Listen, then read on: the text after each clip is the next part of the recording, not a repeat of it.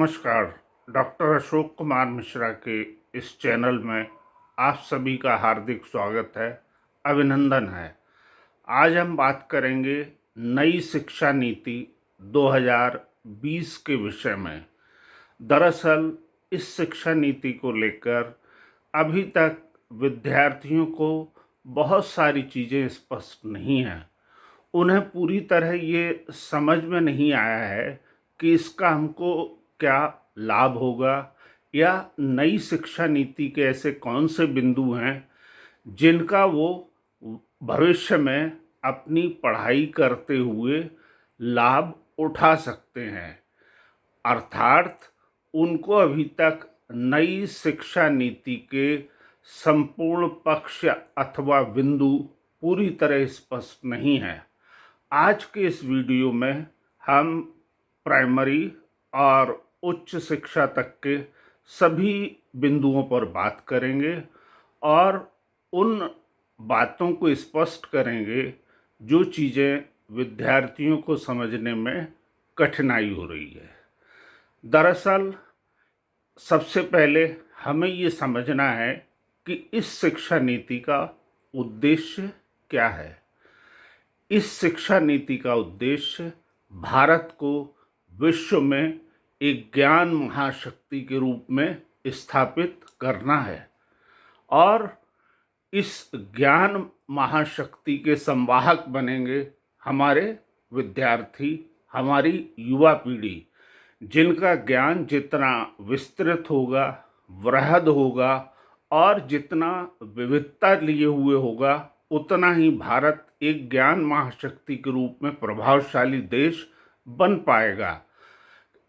महान वैज्ञानिक के कस्तूरीरंगन की अध्यक्षता में गठित समिति की सिफारिशों के आधार पर ये नई शिक्षा नीति लागू की गई है। इस शिक्षा नीति के तहत सबसे पहले मंत्रालय का नाम ही बदला गया है। अब तक जो मानव संसाधन प्रबंधन मंत्रालय था, अब उसको शिक्षा मंत्रालय के रूप में जाना जा रहा है। यह परिवर्तन कर दिया गया है। इसके साथ ही प्राइमरी स्तर पर और उच्च शिक्षा स्तर पर व्यापक परिवर्तन के लिए कदम उठाए गए हैं। इसमें सबसे महत्वपूर्ण बात ये है कि विद्यार्थियों को, जो अब तक भारतीय शिक्षा की एक सबसे बड़ी कमजोरी थी, वो ये मानी जाती थी कि यहाँ का जो शिक्षा तंत्र है वो विद्यार्थियों को रटना सिखाता है। यानी किताबें अगर किसी विद्यार्थी ने अच्छी प्रकार रट ली हैं तो उसके अच्छे नंबर आएंगे और वो अच्छे अंकों से अपनी परीक्षा उत्तीर्ण कर लेगा, भले ही उसके अंदर कौशल उस रूप में विकसित ना हो पाए। अब जो नई शिक्षा नीति लाई गई है, इसमें इस बात का विशेष ध्यान रखा गया है कि हर विद्यार्थी के अंदर कौशल का विकास किया जाए, उसे इस तरह से बनाया जाए कि उसकी जो क्षमताएं हैं वो इतनी कुशल हों कि भविष्य में वह जो जगत है या जो रोजगार पाने के लिए उसे जिस क्षेत्र में काम करना है, वहाँ अपने ज्ञान और कौशल का प्रदर्शन अच्छी प्रकार से कर पाए। इसके लिए अभी तक जो हमारे यहाँ प्राइमरी और इंटरमीडिएट स्तर तक पढ़ाई होती थी, उसका फॉर्मूला 10+2 था, यानी कक्षा 10 और उसके बाद 11वीं और 12वीं की पढ़ाई। अब जो फार्मूला नया लागू किया गया है, उस फार्मूले का उद्देश्य है 5+3+3+4। अर्थात यदि कोई 5 का अर्थ है यदि कोई विद्यार्थी अपनी शिक्षा का प्रारंभ 3 साल की उम्र से करता है तो पहली और दूसरी 3+2 यानी 5 वर्ष, ये जो शुरुआती फाउंडेशन कोर्स है पहली और दूसरी का, ये विद्यार्थियों के लिए शुरुआती कोर्स है। इसके बाद 3 यानी तीसरी, चौथी और 5वीं कक्षा, और 5वीं के बाद जो 3 है, अगला 3 वो है छठी, 7वीं, 8वीं के लिए। और जो अगला 3 है वो है 9वीं, 10वीं, 11वीं, और उसके बाद 4 यानी उसके आगे 4 वर्षों की पढ़ाई जो डिग्री तक भी जाएगी। तो इस तरह से 5, 3, 3 और 4, 5, 3, 3 प्लस 4, इस फार्मूले के तहत विद्यार्थी आगे पढ़ाई करेंगे। और कक्षा 6 से उनको यह जोड़ दिया जाएगा कि वो व्यावसायिक शिक्षा की तरफ भी ध्यान दें, उन्हें व्यावसायिक शिक्षा में पढ़ने के अवसर मिले, उन्हें व्यावसायिक शिक्षा का भी ज्ञान हो। अब तक व्यावसायिक शिक्षा जो है वो काफ़ी देर से दी जाती थी। इस बात को हमारे जो शिक्षाविद हैं उन्होंने समझा और नई शिक्षा नीति में इस बात पर जोर दिया कि ज्ञान का जो एक आधार बिंदु है वो कौशल भी है और व्यावसायिक शिक्षा है। तो इसके लिए हम शुरुआत से ही यानी 12वीं तक के जो विद्यार्थी हैं प्राइमरी से लेकर, उन सभी विद्यार्थियों को जो अब तक कमजोरियां थी उनको दूर करके एक ज्ञान का माध्यम हम शिक्षा को बनाएंगे। इसके लिए उनको कौशल विकास के साथ ही भाषा का भी एक पक्ष उनके लिए दिया गया है कि वो भाषा में भी अपना चयन कर सकते हैं। यानी कक्षा 5 तक मातृभाषा, स्थानीय भाषा अथवा जो क्षेत्रीय भाषा है उसमें पढ़ाई कर पाएंगे। इससे जो प्रारंभिक स्तर पर उनका एक जो सबसे बड़ी बाधा उनको महसूस होती थी, कई जगह हम जहाँ गांव देहात के बच्चे पढ़ते हैं उनको अंग्रेजी कमज़ोर होने की वजह से पढ़ाई में दिक्कत आती थी या वो इसी कारण से पढ़ाई छोड़ देते थे, तो शायद अब उनको ये दिक्कत नहीं आएगी। इसके आगे भी इसी तरह से जो हमारी स्थानीय मातृभाषा और क्षेत्रीय भाषा हैं उनमें आगे की कक्षाओं में भी पढ़ाई करने को प्रोत्साहन दिया जाएगा। इसके साथ ही उनको योग या अन्य शारीरिक शिक्षा से संबंधित जो गतिविधियां हैं उनमें भी भाग लेने के अवसर उपलब्ध कराए जाएंगे। प्रत्येक जिले में एक बाल भवन स्थापित किया जाएगा जहां पर विद्यार्थी अपनी जो शिक्षण कार्य से इतर गतिविधियां हैं, चाहे वो खेल की हो, चाहे अन्य शारीरिक शिक्षा अथवा सांस्कृतिक गतिविधियों से जुड़ी हो, वहाँ पर वो उनमें भाग ले पाएंगे। योग वगैरह की क्लासेस के लिए वहाँ विशेष व्यवस्थाएं की जाएंगी। तो इससे उनके विकास को यानी बहुमुखी विकास को काम करने का या बहुमुखी विकास करने के अवसर उपलब्ध होंगे। इसके बाद जब वो विद्यार्थी उच्च शिक्षा के लिए जाते हैं तो अब तक कई बार क्या होता था कि हम पढ़ाई करते हुए अगर किसी विद्यार्थी ने 4 वर्षीय कोर्स में दाखिला लिया है और वो 3 साल की पढ़ाई करके छोड़ देता था तो उसको कोई डिग्री, सर्टिफिकेट अथवा किसी किस्म की ऐसा लाभ नहीं मिलता था जिससे उसकी मान्यता उसको समाज में या शिक्षा जगत में मिल पाए। अब इस विकल्प को जो है उच्च शिक्षा में रखा गया है। अगर कोई विद्यार्थी 1 वर्ष पढ़ाई करके यानी किसी पाठ्यक्रम में वो दाखिला लेता है और 1 वर्ष पढ़ाई करके वो छोड़ देता है तो उसके लिए जो है उसे सर्टिफिकेट दिया जाएगा। 2 साल पढ़ाई करके अगर वो उस कोर्स को छोड़ता है तो उसको एडवांस डिप्लोमा मिलेगा। 3 साल पढ़ाई करके अगर वो छोड़ता है तो उसको त्रिवर्षीय डिग्री दी जाएगी। और 4 साल अगर जो है वो पढ़ाई करके पूरी करता है तो उसको शोध के साथ डिग्री प्रदान की जाएगी, यानी ऑनर्स की डिग्री प्रदान की जाएगी। ये एक बहुत बड़ा लाभ है। इससे उनको कभी भी पढ़ाई छोड़ने का विकल्प और बाद में पढ़ाई छोड़ने के लिए भी सुविधा उनको दी गई है।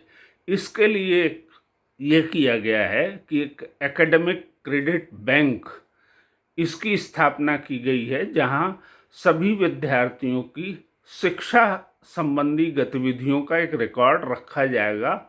और वो जिस तरह से पढ़ाई अपनी करते हैं, अगर उन्होंने 1 वर्ष पढ़ाई की तो 1 वर्ष में जो उनको क्रेडिट मिलेंगी वो बैंक में डिपॉजिट हो जाएंगी उनके। वहाँ पर उनका बाकायदा खाता होगा, यानी एकेडमिक जो क्रेडिट बैंक है वहाँ पर। और दूसरे साल का अगर वो पढ़ाई छोड़ते हैं तो वो रिकॉर्ड उनका सुरक्षित रहेगा। और आगे आने वाले समय में 1 साल 2 साल बाद वो पुनः पढ़ाई करते हैं तो वो क्रेडिट पुनः उसके उसमें जुड़ जाएंगी और उन्हें उसके अनुरूप बाद में डिग्री मिल जाएगी। तो ये एक बहुत बड़ा लाभ है, जिससे विद्यार्थियों को पढ़ने के लिए और आगे बढ़ने के लिए अच्छे अवसर प्राप्त होंगे। उनका कोई वर्ष जो है पढ़ाई करने के बाद बेकार नहीं जाएगा।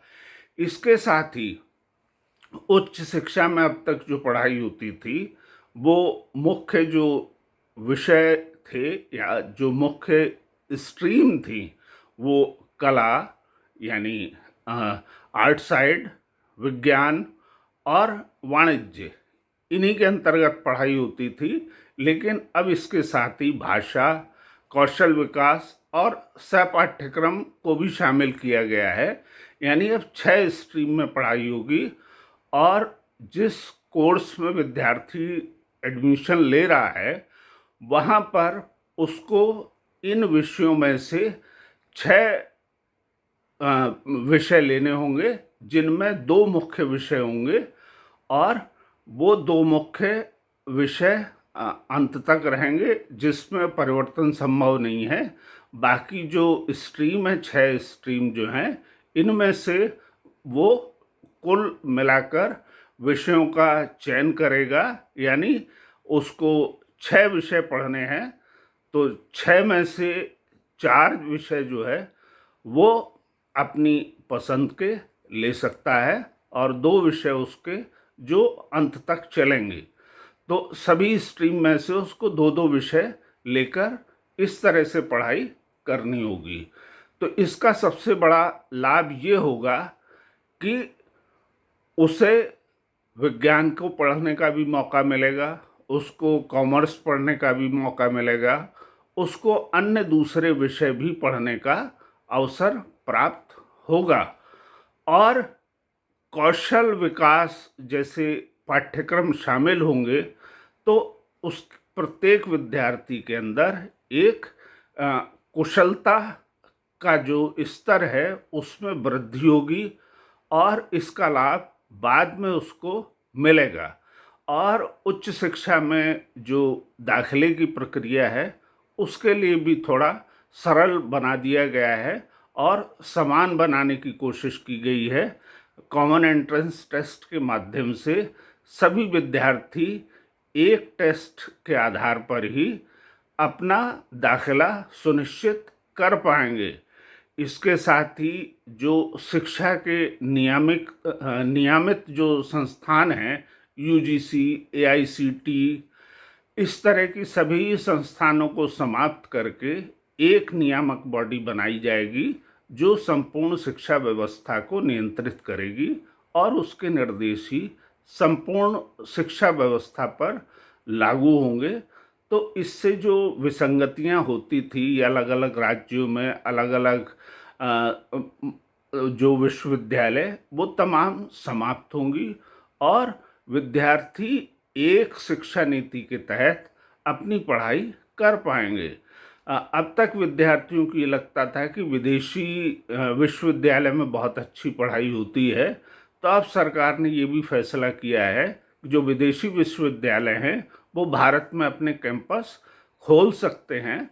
तो इस तरह से उनको अनुमति दी गई है कि वो अपने जो कैंपस है विदेशी विश्वविद्यालय वो भारत में आसानी से खोल पाएंगे और भारतीय विद्यार्थी उनमें पढ़ाई करने के लिए योग्य होंगे और उनके लिए वो अवसर भी प्राप्त होंगे। इसके साथ ही सभी महाविद्यालयों और स्कूलों में जो फीस को लेकर विसंगतियां थी उनको भी दूर करने का प्रयास किया जाएगा, शिक्षा का बजट बढ़ाया जाएगा। तो इस तरह से नई शिक्षा नीति में कई सुधार किए गए हैं और ये सुधार निश्चित रूप से हमारी जो आने वाली पीढ़ी है उसके लिए लाभकारी होगी और भविष्य में अनेक संभावनाएं लेकर ये शिक्षा नीति लागू की गई है, जिससे हमारी जो नई पीढ़ी है उसको ज्ञान के स्तर में वृद्धि हो और कौशल उसके अंदर जागृत हो। इन चीज़ों से निश्चित रूप से उनको लाभ मिलेगा। धन्यवाद दर्शकों। एक उदाहरण से आप इसे कुछ इस प्रकार समझ सकते हैं कि अगर कोई विद्यार्थी स्नातक स्तर पर दाखिला लेता है तो उसके लिए पहले साल 6 विषयों की पढ़ाई करनी होगी, जिनमें से 2 विषय कला, वाणिज्य और विज्ञान में से मुख्य विषय होंगे और जो कुल 6 स्ट्रीम्स हैं उनको मिलाकर उसके पहले साल में 6 विषय होने चाहिए। इससे सबसे बड़ा लाभ ये होगा कि अब तक कला के विद्यार्थियों को वाणिज्य अथवा विज्ञान पढ़ने का अवसर नहीं मिलता था और विज्ञान के विद्यार्थी को कला अथवा वाणिज्य, और यही स्थिति वाणिज्य के विद्यार्थी की थी कि उसे कला अथवा विज्ञान से संबंधित कोई विषय पढ़ने का अवसर नहीं मिलता था। नई शिक्षा नीति ने ये संभव कर दिया है और इस प्रणाली का सबसे बड़ा लाभ ये होगा कि कला के विद्यार्थी विज्ञान और वाणिज्य अथवा कौशल विकास संबंधी, भाषा संबंधी अन्य पाठ्यक्रमों को भी पढ़ पाएंगे और इस तरह से उनका जो विकास होगा वो बहुमुखी होगा। उनकी प्रतिभा को आगे बढ़ने का मौका मिलेगा, उनके अंदर जो क्षमताएं हैं उनको विकसित होने का अवसर प्राप्त होगा। इसके साथ ही ये और व्यवस्था की गई है कि एक साथ विद्यार्थी 2 डिग्री भी ले पाएंगे। अब तक अगर कोई विद्यार्थी डिग्री स्तर पर पढ़ाई कर रहा होता था तो उसके लिए एक डिग्री ही एक बार में, एक समय में प्राप्त करने के लिए पढ़ाई करनी होती थी और वो चाहे किसी माध्यम से पढ़ाई कर रहा हो, चाहे रेगुलर हो, चाहे ऑनलाइन मोड हो, लेकिन वो डिग्री एक ही ले सकता था। नई शिक्षा नीति में ये व्यवस्था दी गई है कि एक रेगुलर कोर्स में विद्यार्थी अगर दाखिला लिए हुए है, यानी वो कॉलेज जाता है और नियमित पढ़ाई कर रहा है, तो दूसरी डिग्री ऑनलाइन मोड में या पत्राचार पाठ्यक्रम से प्राप्त कर सकता है। और इससे लाभ क्या होगा? इससे लाभ ये होगा कि उसके समय का सदुपयोग होगा और वो एक समय में अधिक डिग्री उसके पास प्राप्त करने के अवसर होंगे। इसके साथ ही अब एमफिल की कक्षा को समाप्त कर दिया गया है, एमफिल का कोर्स समाप्त कर दिया गया है और ये व्यवस्था दी गई है कि अगर स्नातक स्तर पर 4 वर्षीय पाठ्यक्रम पूरे करने वाले विद्यार्थी एक निर्धारित स्तर के अंक प्राप्त करते हैं तो उनको सीधे पीएचडी करने का भी अवसर प्राप्त होगा। ये उनके लिए बहुत बड़ी उपलब्धि है। तो इस तरह से ये तमाम बिंदु नई शिक्षा नीति के हैं। अगर आपको ये वीडियो पसंद आया हो तो कृपया इसे सब्सक्राइब करें और लाइक करें, कमेंट करें। धन्यवाद।